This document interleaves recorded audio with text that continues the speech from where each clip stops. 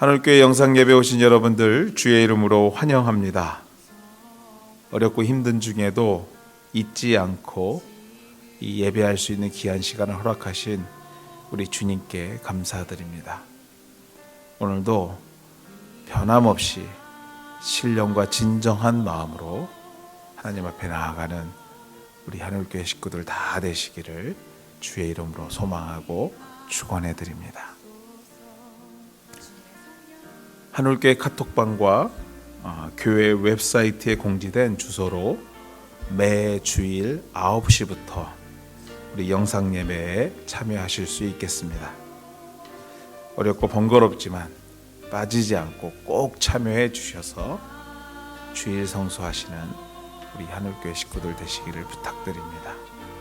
또한 근본 이 어려운 사태가 조속히 마무리될 수 있도록 다 같이 기도하기를 또한 부탁드립니다. 혹시 어려운 일이 있을 경우 말씀해 주시면 같이 기도하면서 도울 수 있는 방법을 찾도록 하겠습니다.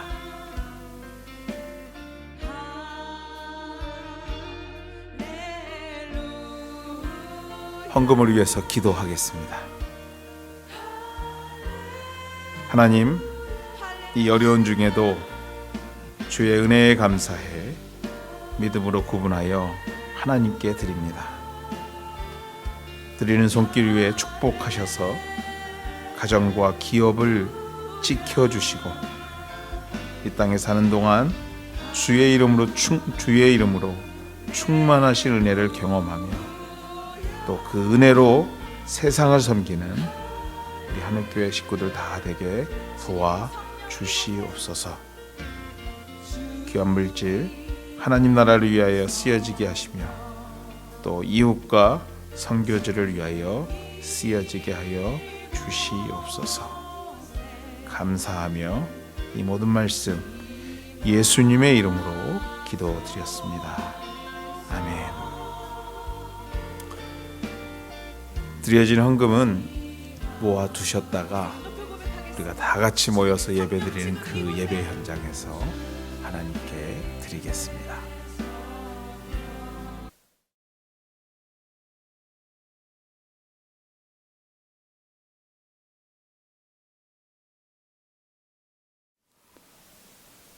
오늘 하나님께서 우리에게 주시는 말씀은 신약성경 누가복음 4장 16절에서 30절까지 말씀입니다.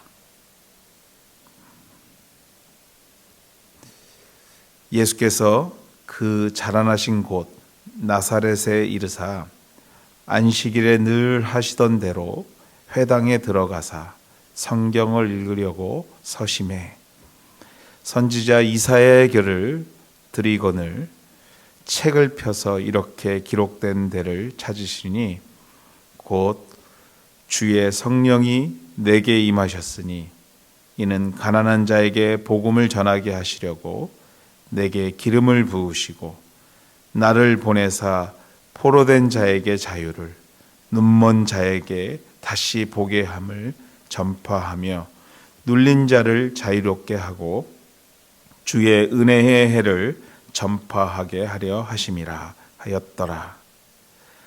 책을 덮어 그 맡은 자에게 주시고 앉으시니 회당에 있는 자들이 다 주목하여 보더라. 이에 예수께서 그들에게 말씀하시되 이 글이 오늘 너희 귀에 응하였느니라 하시니 그들이 다 그를 증언하고 그 입으로 나오는 바 은혜로운 말을 놀랍게 여겨 이르되 이 사람이 요셉의 아들이 아니냐. 예수께서 그들에게 이르시되 너희가 반드시 의사야 너희 자신을 고치라 하는 속담을 인용하여 내게 말하기를 우리가 들은 바 가버나움에서 행한 일을 내 고향 여기서도 행하라 하리라. 또 이르시되 내가 진실로 너희에게 이르노니 선지자가 고향에서는 환영을 받는 자가 없느니라. 내가 참으로 너희에게 이르노니 엘리야 시대에 하늘이 3년 6개월간 닫히어 온 땅에 큰 흉년이 들었을 때에 이스라엘에 많은 과부가 있었으되 엘리야가 그중 한 사람에게도 보내심을 받지 않고 오직 시돈 땅에 있는 사렙다의 과부에게 뿐이었으며 또 선지자 엘리사 때에 이스라엘에 많은 나병 환자가 있었을 때 그 중에 한 사람도 깨끗함을 얻지 못하고 오직 수리아 사람 나하만 뿐이었느니라. 회당에 있는 자들이 이것을 듣고 다 크게 화가 나서 일어나 동네 밖으로 쫓아내어 그 동네가 건설된 산 낭떠러지까지 끌고 가서 밀쳐 떨어뜨리고자 하되 예수께서 그들 가운데로 지나서 가시니라. 아멘.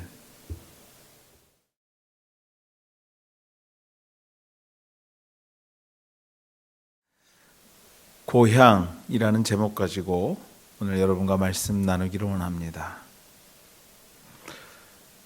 오늘은 고향에 대한 이야기를 좀 해보고 싶습니다. 넓은 벌 동쪽 끝으로 옛 이야기 지절되는 실개천이 회돌아 나가고 얼룩배기 황소가 해솔빛 금빛 게으른 우물을 우는 곳, 그곳이 차마 꾸멘들 이즐리아.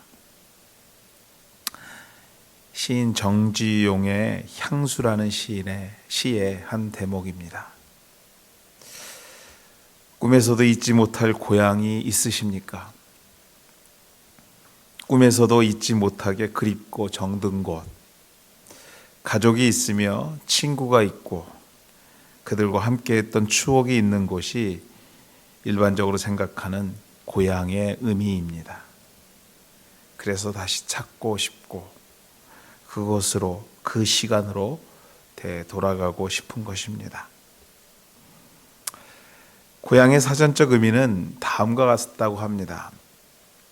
태어나서 자라고 살아온 곳, 또 마음속 깊이 간직한 그립고 정든 장소.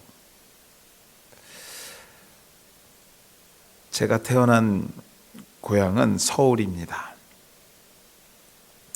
아버님이 목회를 하셨기에 서울에서 그것도 교회에서 태어나 교회 사택에서 성장했습니다.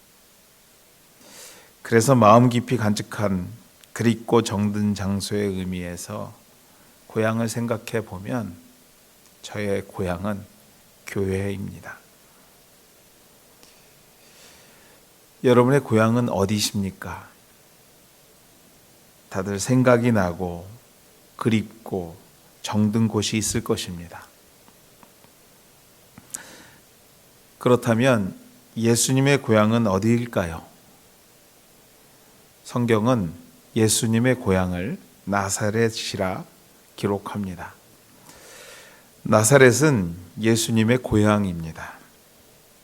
예수님은 베들레헴에서 태어나셨고 곧 이어 애굽으로 피난 가서 약 3년을 지내셨습니다. 그 후에 갈릴리 지방의 나사렛으로 돌아오셔서 소년 시절을 보내셨습니다. 물론 태어난 곳이 고향이기도 하지만 오늘 성경에서 말하는 고향의 진정한 의미는 살고 추억이 있는 곳, 그곳을 말하고 있는 것입니다. 성경에는 예수님이 나사렛에 살았던 기록이 12세까지만 있지만 약 30세가 되어 본격적으로 사역을 시작하기 전까지 고향 땅 나사렛에서 지내셨을 거라 일반적으로 짐작합니다. 오늘 우리가 함께 읽은 본문은 그 그리운 고향에서 일어난 일을 전하고 있습니다.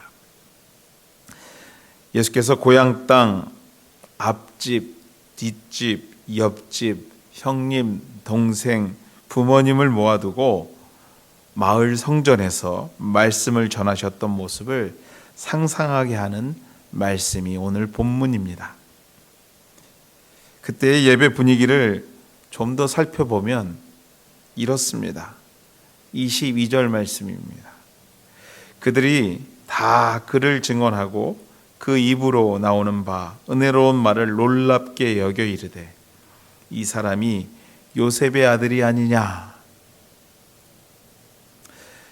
은혜로운 말을 놀랍게 여겼는데 결론이 요셉의 아들이 아니냐.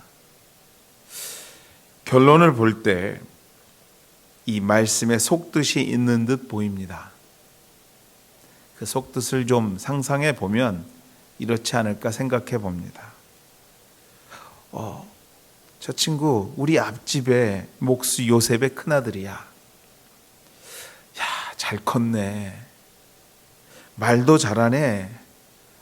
어려서부터 달라 보이더니 훌륭하게 잘 컸어. 라는 의미가 오늘 은혜로운 말을 놀랍게 여겼는데 결론이 요셉이라는 것으로 끝난 것, 그 말씀 속에 내포된 뜻이 아닐까 생각해 봅니다.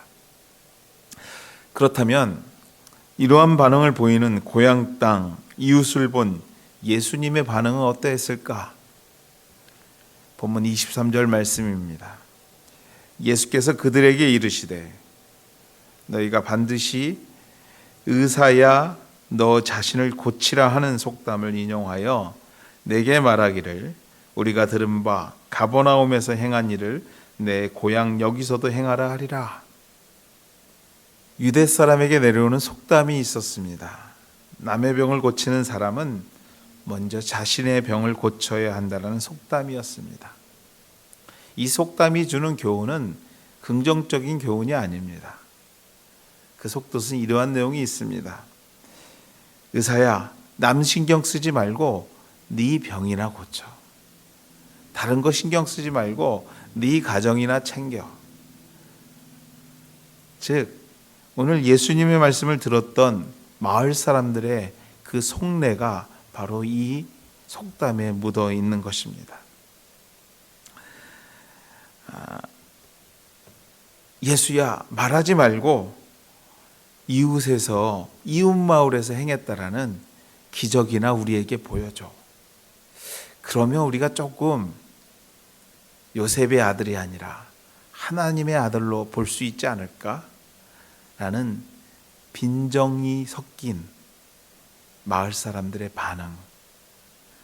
그 반응에 예수님은 적지 않은 모멸감을 느꼈던 것입니다.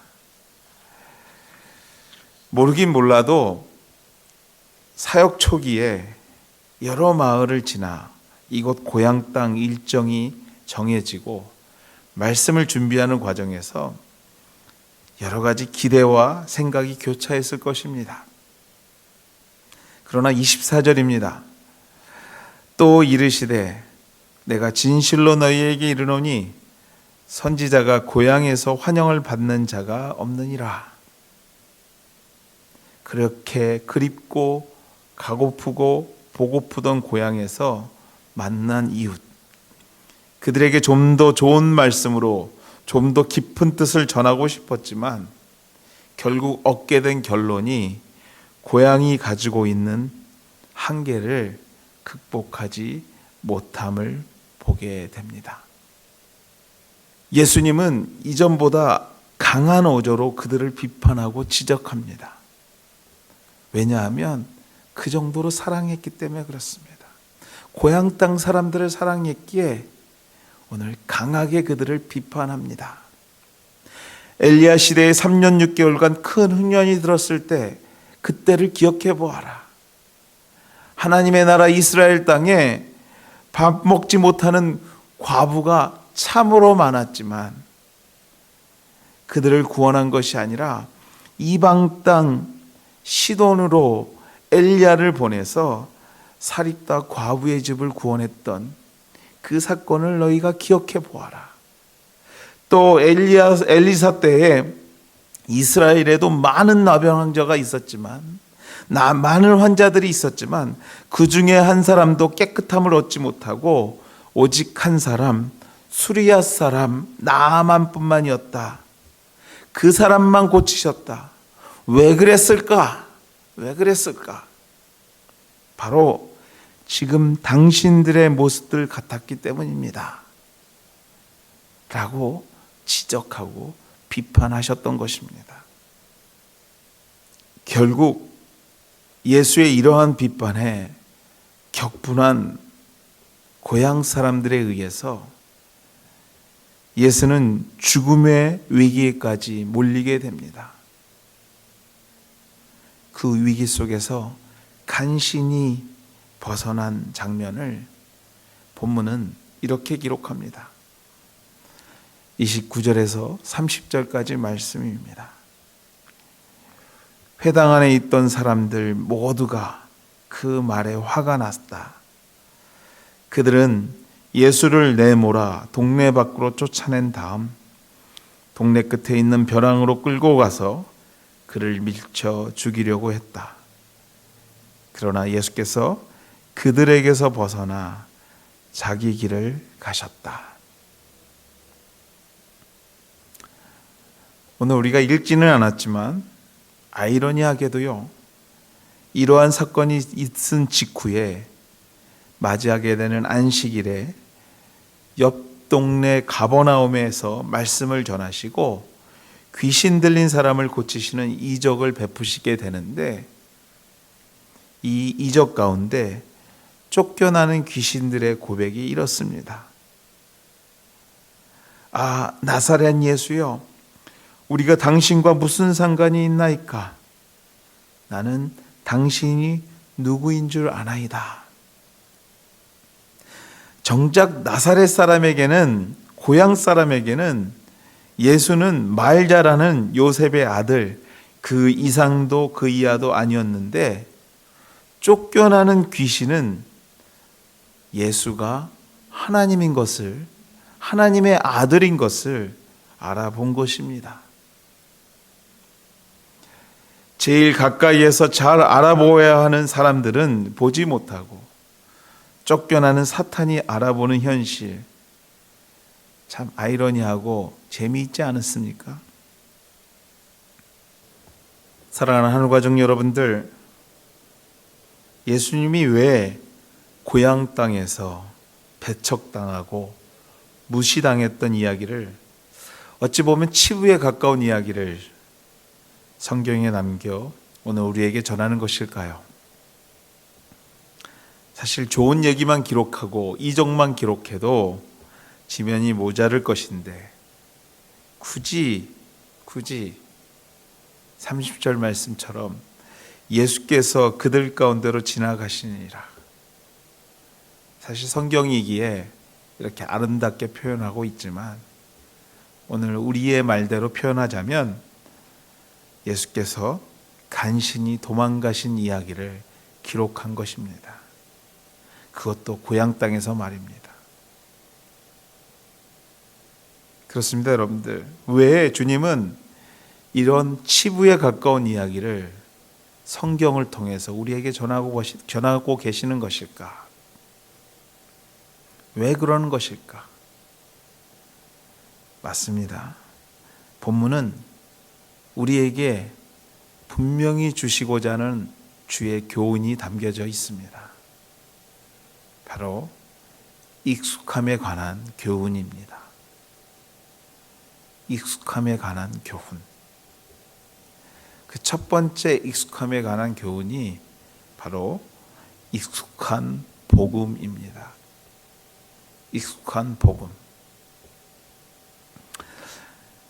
안식이 되어 고향 땅에 회당에 들어가 하시던 대로 말씀을 펴고 성경을 읽었습니다. 선지자 이사야의 말씀이었습니다. 본문 18절에서 19절 말씀입니다. 주의 성령이 내가 임하셨으니 이는 가난한 자에게 복음을 전하게 하시려고 내게 기름을 부으시고 나를 보내사 포로된 자에게 자유를, 눈먼 자에게 다시 보게 함을 전파하며 눌린 자를 자유롭게 하고 주의 은혜의 해를 전파하게 하려 하심이라 하셨더라.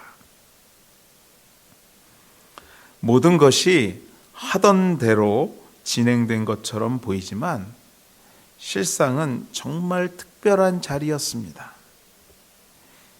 왜냐하면 오늘 하던 대로 읽던 이사야 선지자의 말씀에 등장하는 주인공이 바로 오늘 이 본문을 읽고 있는 예수 당신이었기 때문입니다. 실제로 듣기만 하던 메시아, 마치 전설처럼 배워왔던 그 메시아 예수, 그 예수 자신의 이야기를 직접 읽고 전하는 자리였기에 역사적이고 특별한 자리였지만, 고향 땅 그들은요, 하던 대로에 매여 있었기에 그 누구도 은혜로운 하늘의 복음이 아닌 이웃집 성공한 아들의 말로 믿지 못하고 놀랍게만 받아들인 것입니다. 바로 여기에 오늘 본문을 우리에게 주신 이유가 있습니다.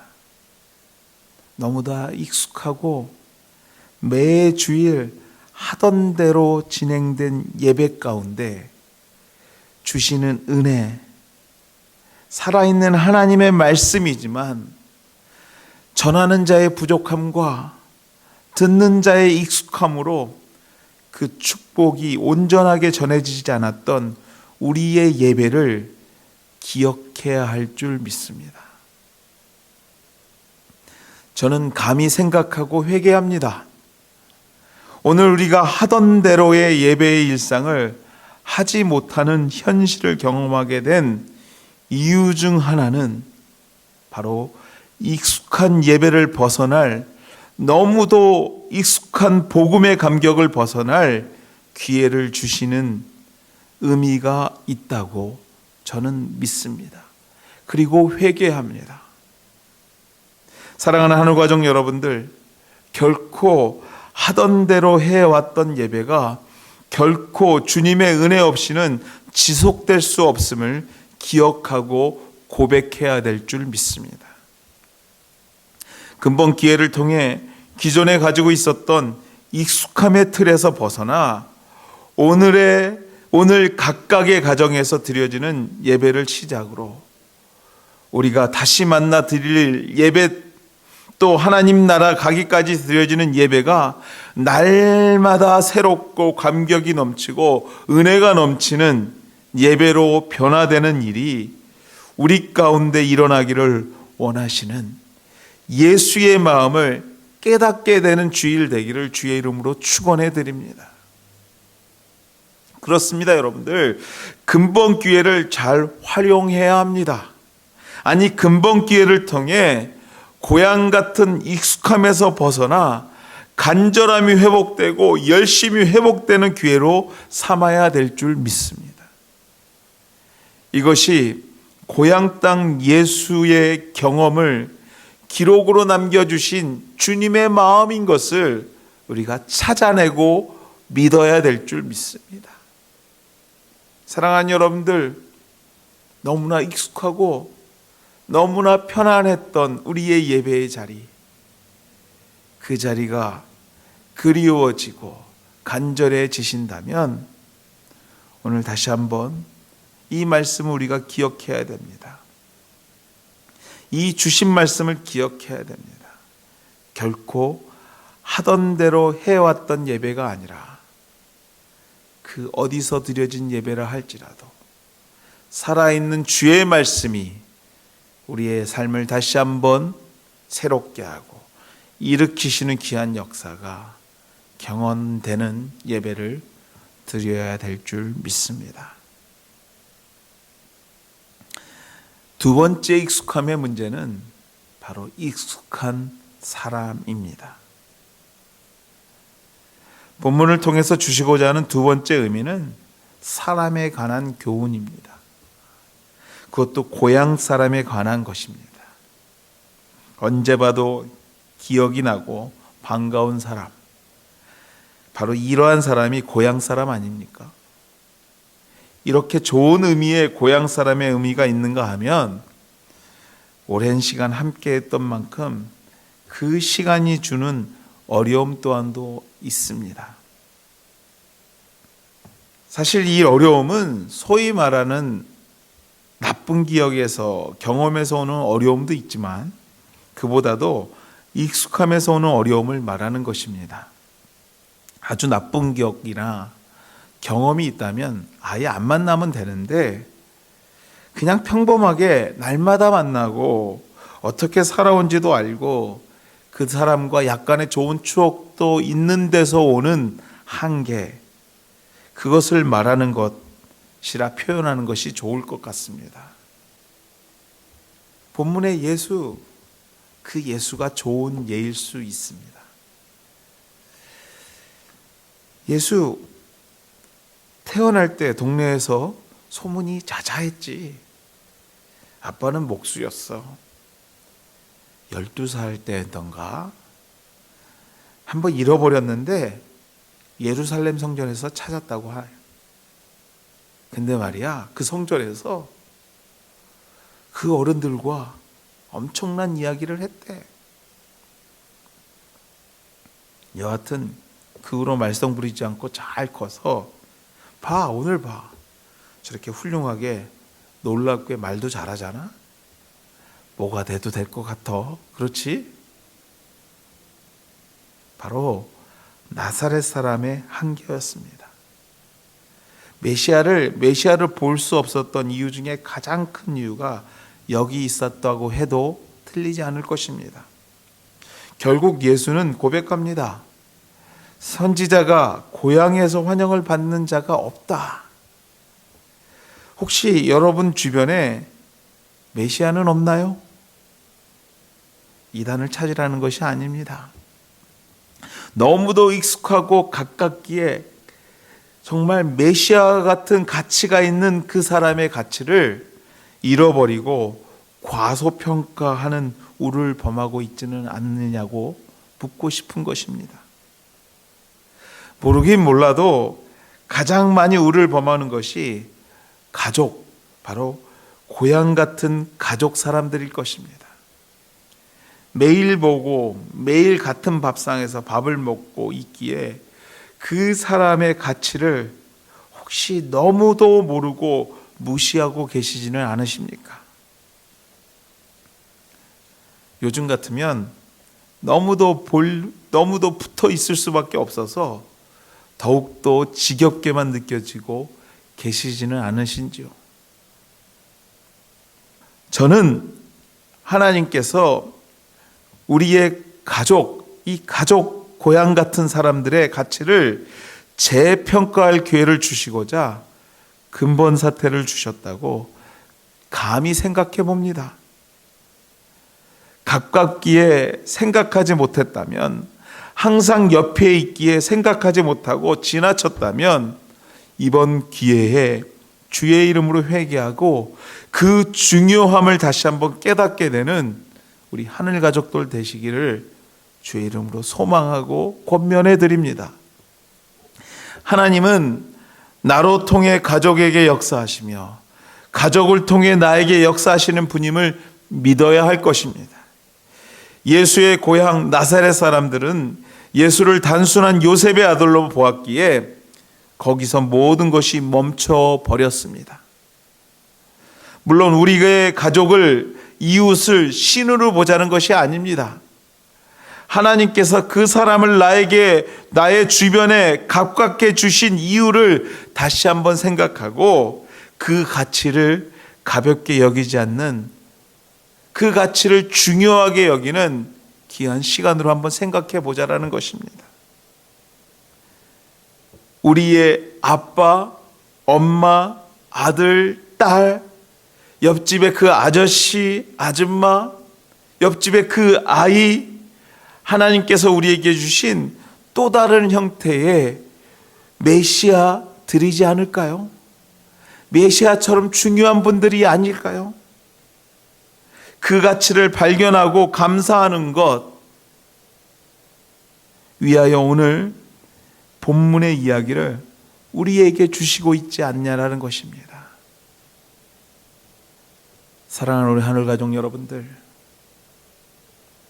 오늘 나와 가장 가까이 있는 그 사람의 중요함을 다시 한번 기억하십시오. 하나님께서 그 사람을 통해 나에게 역사하시고요, 나를 통해 그 사람에게 역사하실 줄 믿습니다. 그 소중함을 간직하게 하기 위하여 오늘 본문을 우리에게 남겨주신 줄 믿습니다. 말씀을 맺습니다. 고향은 따뜻하고 익숙한 곳입니다. 성경은 우리에게 전합니다. 그 따뜻하고 익숙함을 귀하게 여기라. 그곳에 진정한 하나님의 구원과 은혜가 있다고 말하고 있는 줄 믿습니다. 오늘도 말씀에 순종하여서 여러분의 이웃과 여러분의 가정의 귀중함을 다시 한번 마음 깊이 새기게 되는 오늘 하늘 가족 되시기를 주의 이름으로 축원해 드립니다. 기도하시겠습니다. 은혜의 하나님, 어려움 중에도 우리 주변의 가족과 이웃을 허락하심에 감사합니다. 근본 기회를 통해 더 사랑하고 아끼며 감사하게 도와주시옵소서. 근본 사태가 은혜 가운데 정리될 때 혹시 무너진 관계가 있다면 회복되게 하시며 이전에 경험하지 못했던 건강하고 기쁨의 추억들이 더 많이 만들어지고 경험되는 귀한 시간 될 수 있도록 인도하여 주시옵소서. 이제는 우리 주 예수 그리스도의 은혜와 하나님의 극진하신 사랑하심과 성령님의 감화 교통하심이 오늘도 우리에게 허락된 주변의 환경을 통해 주님께 더 감사하고자 다짐하는 주의 백성들 머리 위에, 그의 생업의 현장 위에, 그의 가정과 섬기는 교회 위에 이제로부터 영원토록 함께 하시기를 축원하옵나이다. 아멘.